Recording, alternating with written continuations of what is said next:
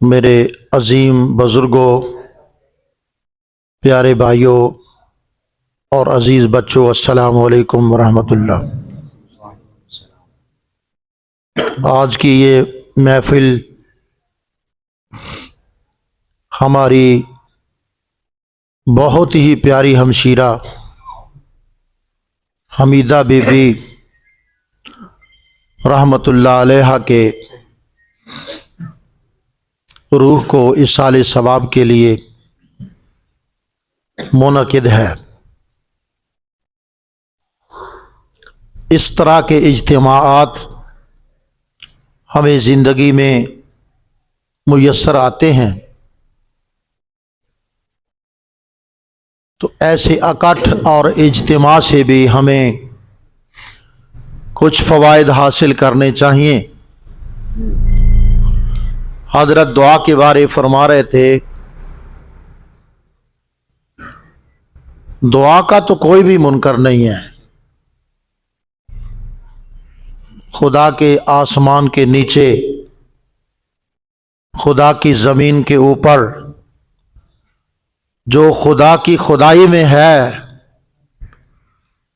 وہ خدا کے احاطے میں ہے، وہ خدا کی گرفت میں ہے، وہ خدا کی قدرت اور اختیار میں ہے۔ یا معشر الجن والانس، اوے جنوں، او انسانوں، ان استطاعتم، تم میں ہے کوئی طاقت، ان تنفذوا من اقطار السماوات والارض، سبحان اللہ، فانفذوا، زمین کو چیر کر نیچے نکل سکتے ہو؟ جاؤ، نکل جاؤ۔ ساتویں آسمان کو پھاڑ کے اوپر جانا چاہتے ہو؟ جاؤ، چلے جاؤ۔ یاد رکھو، لا تنفذون الا بسلطان، تم جہاں بھی دوڑ کے روکو گے وہاں خدا کی خدائی موجود ہے۔ سبحان اللہ۔ آج کی یہ محفل یہ مجموعہ عبادات ہے۔ اس میں کتنی احادیث مبارکہ پڑھوں کہ صرف مسجد میں آ کے بیٹھنا عبادت کی بات نہیں ہے، صرف اللہ کے گھر میں وضو آ کے کر کے اللہ کے گھر میں بیٹھ جانا، یہ کتنی بڑی فضیلت اور عبادت ہے۔ سبحان اللہ۔ صرف آ جانا۔ المومن فی المسجد قسم کے فلما، مومن جس کے دل میں نور ایمان ہے، پڑھیے لا الہ الا اللہ محمد رسول اللہ، وہ بندہ جس کو نور ایمان عطا کیا سرکار دو عالم علیہ السلام نے، جس کو فیضان مصطفیٰ نصیب ہے، جس کو حضور کا کلمہ نصیب ہے، وہ مسجد میں اس طرح مطمئن ہوتا ہے جس طرح پانی میں مچھلی مطمئن ہوتی ہے۔ سبحان اللہ۔ مچھلی کو پانی سے باہر نکالو، تڑپے گی، اور پانی کے اندر چھوڑ دو تو یہ دار السجود ہے، یہ دار الرکوع ہے، یہ دار الذکر ہے، یہ دار السکینہ ہے، یہ دار الاطمینان ہے۔ سبحان اللہ۔ مسجد، یہ مساجد بیت اللہ شریف کی بناتے ہیں۔ بے شک۔ یہاں خالی آ جانا اور بیٹھ جانا ہی خدا کی عبادت ہے۔ سبحان اللہ۔ لو آپ گنتے رہیں حضرت کتنی عبادتیں ہیں۔ نمبر 2، آ کر ذکر الہی کرنا، وہ افضل الذکر لا الہ الا اللہ ہو، تسبیح تحلیل ہو، قرآن مجید کی تلاوت ہو، ذکر اذکار ہو، یا خدا کی مخلوق میں تفکر ہو۔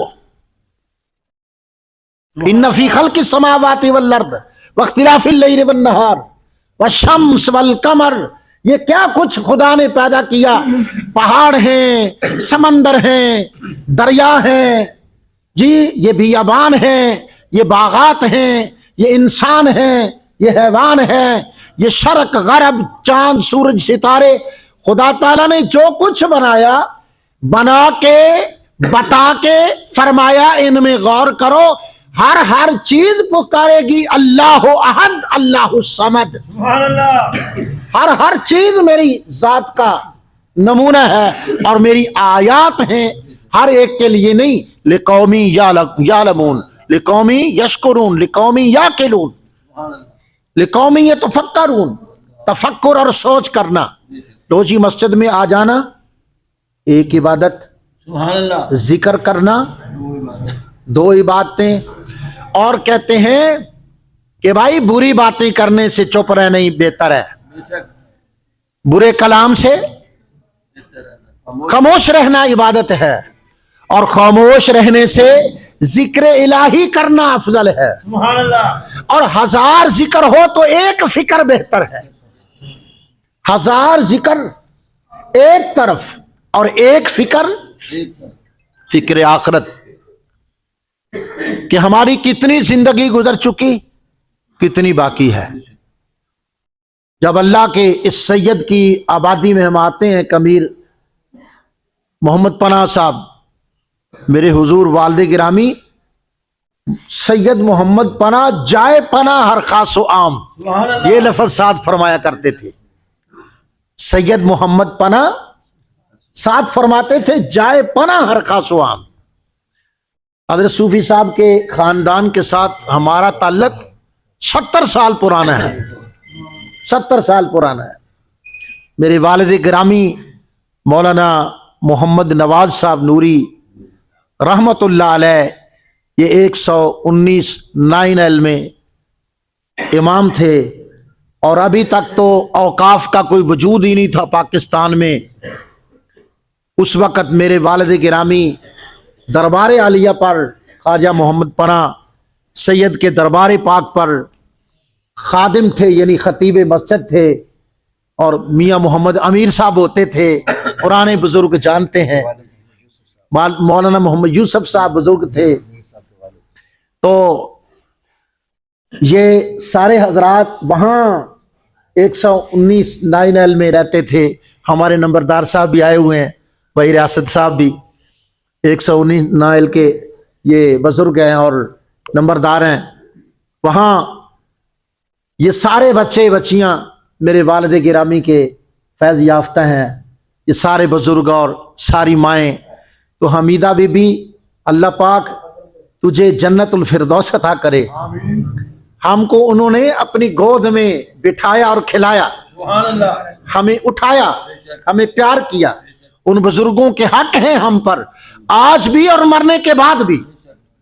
نبی کریم علیہ السلام نے حقوق کی لسٹ میں یہ بھی بیان کیا ہے کہ باپ فوت ہو جائے، ماں فوت ہو جائے تو ماں کی ملنے والی خواتین برادری کی ہوں، گراں کی ہوں، علاقے کی ہوں، ان کی عزت کرنا بھی ماں کی عزت کرنا ہے۔ اور اپنے باپ کے ہم جولی ہم عمر ملنے والے تعلق دار، وہ برادری کے ہوں، غیر برادری کے ہوں، آپ کے قبیلے کے ہوں نہ ہوں، آپ کی آبادی میں ہوں یا ملک پاکستان میں یا خدا کی خدائی میں کہیں بھی رہتے ہوں، ان کی تعظیم کرنا اسی طرح ہے جس طرح تم نے اپنے والد کی تعظیم کی۔ سبحان اللہ، میں عبادات گنوا رہا تھا کہ ایک تو آپ آئے ہیں مسجد میں، یہ عبادت ہے، دوسرا آپ ذکر الہی کر رہے ہیں، یہ عبادت ہے، اور تیسرا اس پر بھی احادیث مبارکہ لائنیں لگی ہوئی ہیں۔ آقا علیہ السلام نے فرمایا اللہ کی رضا کے لیے۔ آپ کس MPA کے لیے آئے ہیں یہاں؟ کسی مل مالک کے لیے آئے ہیں؟ کسی افیسر کے لیے؟ کسی جج کو ملنے آئے ہیں؟ آپ اللہ کی رضا کے لیے آئے ہیں، اور یہاں احادیث مبارکہ کا ایک ہجوم ہے جی، ایک لائن قطار ہے احادیث کی کہ اللہ کی رضا کے لیے جہاں چند اہل اسلام جمع ہو جائیں وہاں اللہ کی رحمت کا نزول ہوتا ہے۔ تو کتنی باتیں ہو گئی جی؟ 4 باتیں ہو گئی۔ آگے دیکھیں، اور پھر ہم یہاں آ کر کیا رہے ہیں؟ بخشش کی دعا مانگ رہے ہیں۔ ربنا ظلمنا انفسنا۔ اچھا، علماء کرام بھی تشریف فرمائے ہیں دائیں بائیں، اور ہماری کتنی خوش بختی، حضرت تشریف فرمائے ہیں اور میری دائیں جانب تو ماشاءاللہ انہوں نے قرآن مجید پر پی ایچ ڈی کیا ہوا ہے، سبحان اللہ پنجاب یونیورسٹی سے قرآن کریم پر پی ایچ ڈی ہیں. ان سے بڑھ کر پھر کون قرآن جانتا ہوگا. علماء کے ہجوم میں میں موجود ہوں اور ان کی موجودگی میں ایک مسئلہ عرض کرنا چاہتا ہوں. غلط ہوگا میری تصحیح ہو جائے گی، اور اگر صحیح ہوگا تو برکت کی دعا ہو جائے گی میرے لیے. میں کہتا ہوں شریعتیں آئیں تبدیل ہوتی رہی، بے شک شریعتیں آئیں، رسول آئے، کتابیں آئیں، کبھی تورات، کبھی انجیل، کبھی زبور. رسول آئے، قرن بدلتے رہے، حالات بدلتے رہے اور رسول بدلتے رہے. ایسا ہی شریعتوں کے احکام میں بھی تبدیلی آتی رہی. لیکن 1,00,000 جو مسئلہ عرض کرنا چاہتا ہوں، 1,24,000 یا کم و بیش نبی اور ان کی شریعتیں، 313 رسول یا کم و بیش رسول، ان کی کتابیں، ان کے قوانین، ان کی شریعتیں، ان میں تبدیلی تو ہوتی رہی. لیکن جن دو مسئلوں میں کبھی کوئی تبدیلی نہیں ہوئی وہ ایک ہے خدا کی توحید اور دوسری ہے دعائے مغفرت. سبحان اللہ کیا سمجھا دعائے مغفرت کو؟ یہاں ہے کون مائی کا لال جو کرے گا کوئی اختلاف؟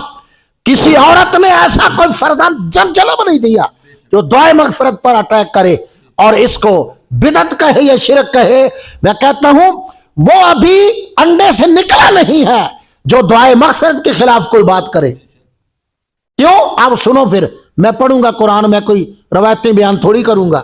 ربنا ظلمنا انفسنا، سبحان اللہ جن کو یاد نہیں وہ میرے ساتھ نہ پڑھیں، گناہ نہ ہو جائے، غلطی نہ ہو. اور جن کو خدا نے اس دعا کا نور دیا ہے نا، میرے ساتھ پڑھو. ربنا ظلمنا انفسنا وَإِن لَّمْ تَغْفِرْ لَنَا، اے اللہ تو نے ہماری مغفرت اگر نہ کی، لَنَكُونَنَّ مِنَ الْخَاسِرِينَ، پھر تو خسارہ ہی خسارہ ہے، پھر تو گھاٹا ہی گھاٹا ہے.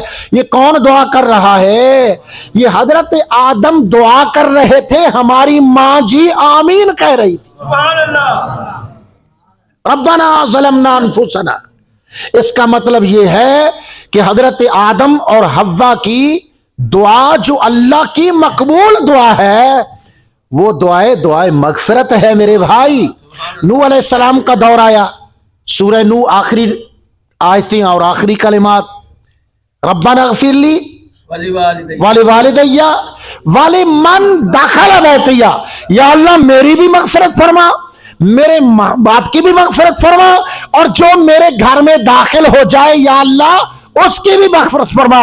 اس لیے ہم کہتے ہیں بگڑی ہوئی بنتی ہے ہر بات مدینے میں، سبحان اللہ کہ رسول کے گھر میں جو داخل ہو جائے وہ رسول کا گھر دار الامان ہوتا ہے، دار السکون ہوتا ہے، دار المغفرت ہوتا ہے، دار الجنت ہوتا ہے. سبحان اللہ اس لیے حضرت نوح علیہ السلام نے بھی اپنے لیے، والدین کے لیے اور اہل ایمان کی دعا کی مغفرت کی. کوئی تبدیلی ہوئی ہے دعا مغفرت میں؟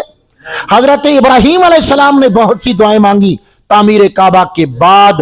ان بہت سی دعاؤں میں ایک یہ بھی دعا تھی، اور حضور تشریف لائے، حضور نے وہ دعا اٹھا کر نماز کے آخر میں رکھ دی. سبحان اللہ کون ہے جو دعائے مغفرت کی نفی کرے گا بھائی؟ کون ہے؟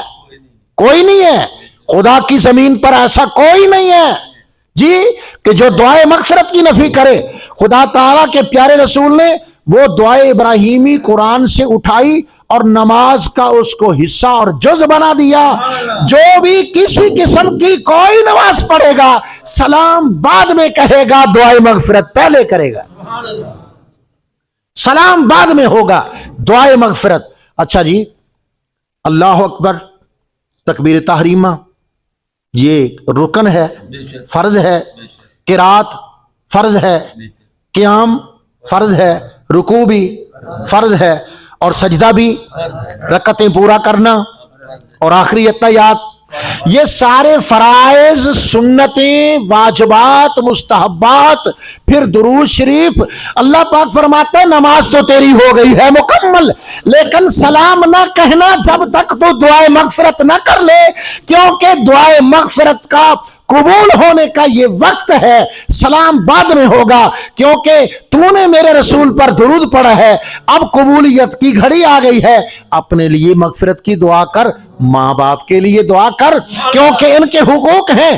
وَلِلْمُؤْمِنِينَ، اور ہماری گردن پر ہر اس مسلمان کا حق ہے جس نے حضور کا کلمہ پڑھا ہوا ہے۔ سبحان اللہ، وَلِلْمُؤْمِنِينَ کا یہ لفظ بتا رہا ہے، ربنا اغفر لی وَلِوَالِدَيَّ وَلِلْمُؤْمِنِينَ۔ اب میں کتنے حوالے دوں، باقی انبیاء کرام کی بھی میں اسی طرح میں باتیں عرض کروں۔ حضرت موسیٰ علیہ السلام کوہ طور سے واپس جب آئے تورات لے کر، دیکھا کہ قوم تو بچڑے کی پوجا کر رہی ہے، بھائی جان کے ایک ہاتھ یہاں ڈالا اور دوسرا داڑھی شریف میں ڈالا، تھوڑا سا جھنجھوڑا، میں نے تجھے اپنا خلیفہ اس لیے بنایا، تو نے میری قوم کا کیا حال کیا، یہ کیسے ہو گیا؟ عرض کی حضور کادو یقتلوننی، میں نے تو بڑا سمجھایا لیکن مجھے تو یہ قتل کرنے لگے تھے، جب مجھے جان کے لالے پڑ گئے تو اب شرعی عذر نہ رہا۔ حضرت جی جب ان کو سمجھ آئی تو یہ ہاتھ بھی چھوڑ دیا، یہ ہاتھ بھی چھوڑ دیا، اور دونوں ہاتھ جوڑ کر عرض کرنے لگے موسیٰ علیہ السلام ربنا اغفر لی ولاخی وادخلنا فی رحمتک وانت ارحم الراحمین، یا اللہ میری بھی بخشش کر دے، میرے بھائی ہارون کی بھی بخشش کر دے۔ سبحان اللہ، دعائے مغفرت کرنا، جس طرح خدا کی توحید میں کوئی کبھی اس میں تبدیلی، تنسیخ، بڑائی، کمی نہیں ہوئی، اسی طرح دعائے مغفرت بھی سارے نبیوں کی ساری شریعتوں میں اور خدا کی نازل ہونے والی آسمانی ساری کتابوں میں برابر رہا۔ آگے چلیں، میں حضور کی بات کروں، صحابہ کی بات کروں، اہل ایمان کی بات کروں، یوسف و یعقوب کی بات کروں، اسحاق اور یعقوب کی بات کروں، ان تمام انبیاء کرام کی دعائے مغفرت کے حوالے سے، اور ہمارا وہ عقیدہ ہے جو اللہ کے فرشتوں کا عقیدہ ہے۔ سبحان اللہ، میں زمین کے عقیدے نہیں بیان کر رہا، میں آسمان کے عقیدے بیان کر رہا ہوں۔ چلیں سورہ المؤمن میں، سورہ المؤمن پارہ 24واں، سورہ المؤمن الذین یحملون العرش۔ سبحان اللہ، پہلے تو فرش والوں کی بات کرتے رہیں، اب عرش والوں کی بات بھی کر لیں۔ اللہ پاک فرماتا ہے وہ حاملین عرش جنہوں نے اپنے نورانی پروں پر خدا کے عرش کو اٹھایا ہوا ہے۔ سبحان اللہ، یحملون العرش، وہ کیا کرتے ہیں؟ وہ دعا کرتے ہیں۔ دعا بتانا دوں کون سی دعا کرتے ہیں؟ سبحان اللہ، وہ کہتے ہیں ربنا وسعت کل شیء رحمتا و علما، یا اللہ تیرا علم بھی بڑا وسیع ہے تو تیری رحمت بھی تو بڑی وسیع ہے نا۔ فاغفر للذین تابوا واتبعوا سبیلک وقہم عذاب الجحیم، اے اللہ تمام اہل ایمان کی مغفرت فرما دے، اپنی وسعت علم کے مطابق، اپنے علم کے مطابق، اپنی شان کے مطابق، اپنے علم کے مطابق، اپنی رحمت کے مطابق جن کو بھی دامن مصطفیٰ نصیب ہوا، یا اللہ سب کو مغفرت فرما دے، سبحان اللہ، سب کی بخشش کر دے۔ یہ فرشتے دعا کرتے ہیں۔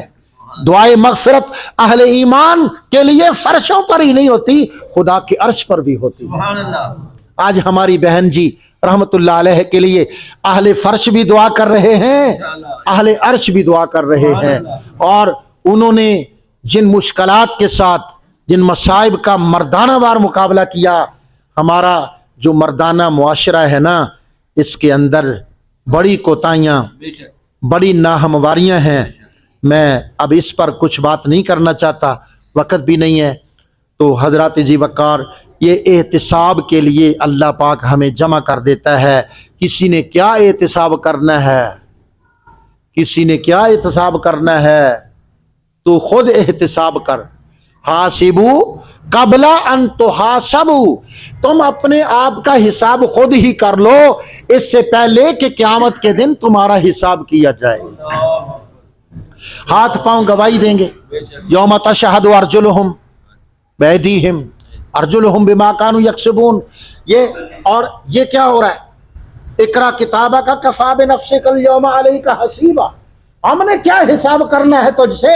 یہ اپنا لکھا ہوا خود پڑھ لے اور خود ہی حساب کر۔ سبحان اللہ، یہ کیا ہو رہا ہے؟ بس آخری بات، ٹائم بھی مکمل ہو گیا۔ علماء کرام کی یہ ذرا نوازی ہے کہ انہوں نے مجھے ارشاد فرما دیا، ورنہ مجھ سے بڑھ کر بیان فرمانے والے یہاں موجود ہیں۔ آخری بات، ایک قول سیدنا علی المرتضیٰ سرکار کا، بس یہ کئی ہزاروں تقریروں پر بھاری ہے، کئی ہزار علماء کے بیانات پر مولا علی سرکار کا ایک ارشاد بھاری ہے۔ آپ کیا فرماتے ہیں؟ آپ فرماتے ہیں الناس نیام فاذا ماتوا انتہبوا۔ اوہو، فرماتے ہیں الناس نیام، خلق خدا سوئی ہوئی ہے، اے بندی ستی ہے، لوگ سوئے ہوئے ہیں، جاگ نہیں رہے۔ الناس نیام، لوگ سوئے ہوئے ہیں، اذا ماتوا انتہبوا، جب یہ مریں گے تو پھر ان کی آنکھیں کھلیں گی۔ تقریریں کرنے تو آپ بیٹھے رہیں، ہم تقریریں کرتے رہیں گے۔ ایک عالم آدھ گھنٹہ تقریر کرے گا، دوسرا شروع ہو جائے گا، وہ دوسرا ارشادات فرمائے گا، ہمیں مستفید کریں گے، مہربانیاں کریں گے، پھر یہ تقاریر کا سلسلہ تو چلتا رہے گا۔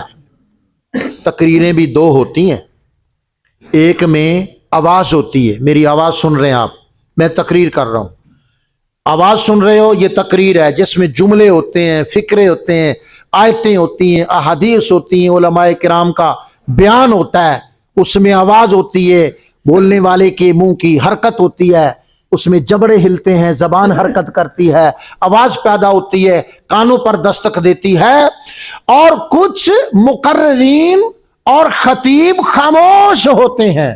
یہ جنازے پر پڑی ہوئی میت یہ بھی ایک واز کر رہی ہوتی ہے، سبحان اللہ، یہ خاموش واز ہوتا ہے، اس میں جملے نہیں ہوتے، اس میں کلمے نہیں ہوتے، یہ خاموش واز ہے۔ اور میرا خیال ہے کہ یہ آواز کے واز سے خاموش واز زیادہ مؤثر ہے۔ اگر انسان اسباق حاصل کرے تو قدم قدم پر سبق موجود ہیں۔ کتنے جنازے ہم نے اٹھائے، کتنی جنازوں میں ہم شامل ہوئے، کتنی قبریں کھدتی دیکھیں، کتنے میتوں کو لحد میں اترتے دیکھا، اور کتنی قبروں کے اوپر منہا خلقناکم وفیہا نعیدکم ومنہا نخرجکم تارۃ اخری پڑھتے ہوئے مٹی ڈالی۔ لیکن جائے نصیحت ہے میرے بھائی، یہی راستہ ہے، آدم اور ان کے بعد ساری آدمیت اسی راستے سے گزرے گی۔ وصلی اللہ تعالی علی رسولہ و حبیبہ محمد و آلہ و اصحابہ۔